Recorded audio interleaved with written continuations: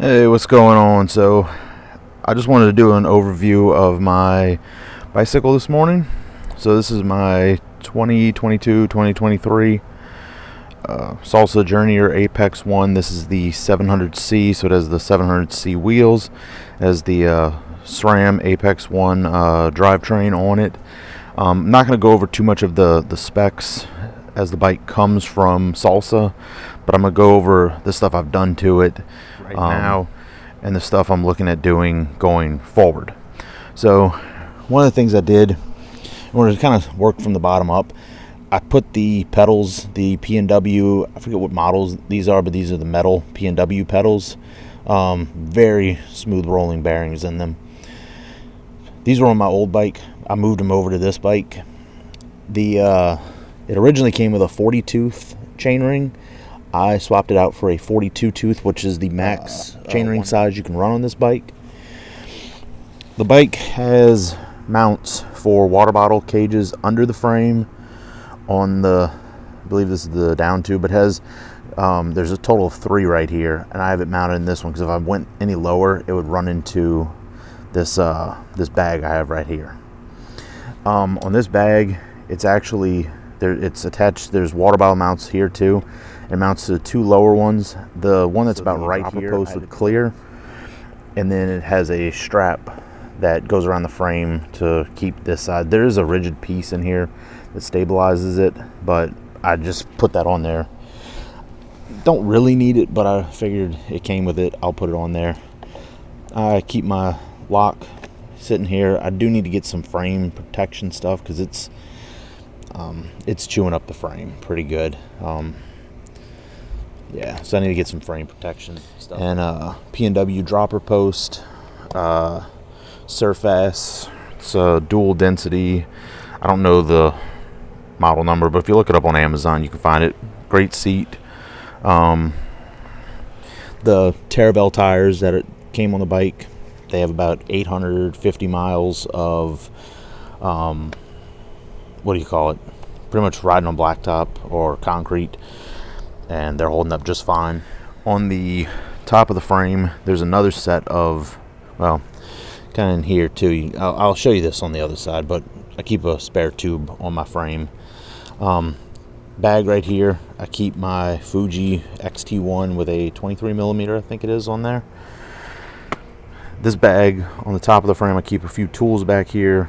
Keep a little small spare headlight and a actually like headlamp that goes, you know, you wear it on your forehead. I have a little bit of room left over in here. This one, there's pretty much a collapsible and it just takes up this very bottom of it, a collapsible backpack. So if I want to stop at the store, I can throw stuff, I can take it out, you know, unpack it and put whatever, you know, like groceries or whatever in there.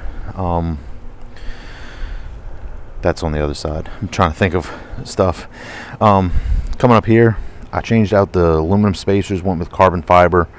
Just because my stem top cap has the little GoPro mount in there, and then I have on top of that the mount for the DJI camera quick release. This is a KOM out the front mount for the Garmin, and the Garmin computer quick releases onto the top. I thought that the bottom of this would still be able to use the Garmin collar. Can't. But I have my Garmin headlight up there. We're gonna go back to the back of the bike.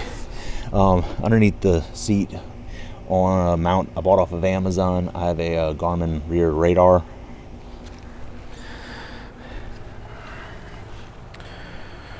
On the front wheel is the speed sensor for the Garmin computer. For those asking or curious, this is the Garmin 130 Plus. And I think that's about everything on this side. So I'm gonna split this video into 2 parts. Well, it's gonna be all one video, but switch the bike around. Non-drive side of the bike, do the same thing. Go from the bottom of the bike and work the way up. On this side, I have the Cadence sensor for the Garmin. Coming up right here, sandwiched between this pack and the frame, I have a Park Tools tire pump that'll do Presta and Schrader, I believe, or maybe it just does Presta because this bike is Presta valves.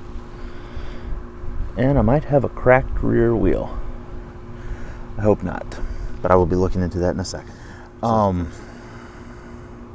That's really worrisome. Hopefully it's just grass. And then, obviously I already mentioned that. This mount, there's another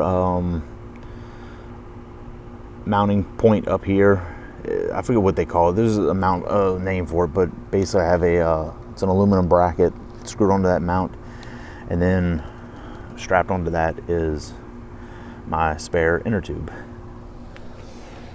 Up here you got the dropper post. I may eventually, when I rewrap the bars, get the one for the smaller diameter and move it down here to where, you know, if you're riding in the drops, you can actuate it here. I may try that mounting position. Not certain. Who knows? But that's about it. Like I said, 850 miles, and unless that rear wheel is cracked, which it looks like it might, you know. I don't want to end this video. Oh yeah. Oh yeah. Yep. That is a cracked rear wheel. I don't know how well you can be able to see it, but it's cracked around that spoke and cracked around that spoke too. Great. Not good. Oh well. I'm running DT Swiss through axle. I don't know what you call them. We'll just call them DT Swiss through axles. They work. This one back here is actually because when I load the bike in the vehicle to transport it, I was scratching the frame, so I got this to kind of give me a little bit of frame protection, and it works well. And this one on the front wheel, I swapped out one where you had to put an 8mm wrench to take off the through axle. Swapped over to this, and just makes, whenever I take the front wheel off, just makes it a lot easier. Don't have to use any tools or anything. Just lefty loosey, righty tighty. And then both of these you can index them to point wherever you need to, which is helpful because, you know, you put it on, you have it facing up, and if, you know, some miles into your ride, it's pointing, you know, it's loosening itself. But I haven't had that issue so far. Only issue I've had on this bike to speak of is that rear wheel having some cracks on it. So I'm gonna reach out to Salsa and see what they say. Hopefully it's a warranty type thing. If not, I'll be ordering a new rear wheel for my bike. It is what it is. I'm just glad I know that that's going on, and that's why it's also important, you know, check over your bike periodically. Have some kind of schedule for everything on the bike, that you look over everything. Usually after each ride, I do give things a visual. If I hear something that doesn't sound right, I do check what's going on. But, you know, now I know I have my rear rim, so that's pretty unfortunate, but oh well, things happen, so we'll have to get that sorted out. But there you go. I'm not going to include the specs on the bike. That's why didn't go over, like, you know, well, they're using this rear brake and front brake and all that. Only stuff I've changed on the bike. I will include a link to the Salsa product page for this bike and everything.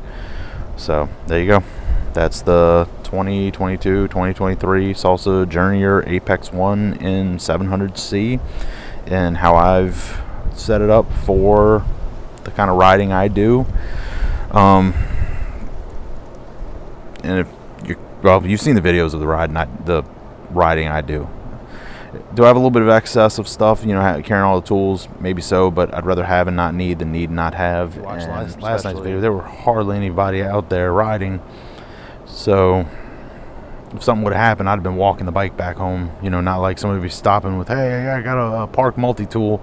It'll help, you know, you can get your derailleur issue sorted out. So I set it up for how I ride it. Although one other thing I'm going to say is when I'm riding, I do have water bottles in both bottle cages. I just don't have the one in the bottom one because I finished drinking it on my ride last night, and threw it in a waste bin along the route, and I haven't gone riding again, so I haven't put a new bottle in it.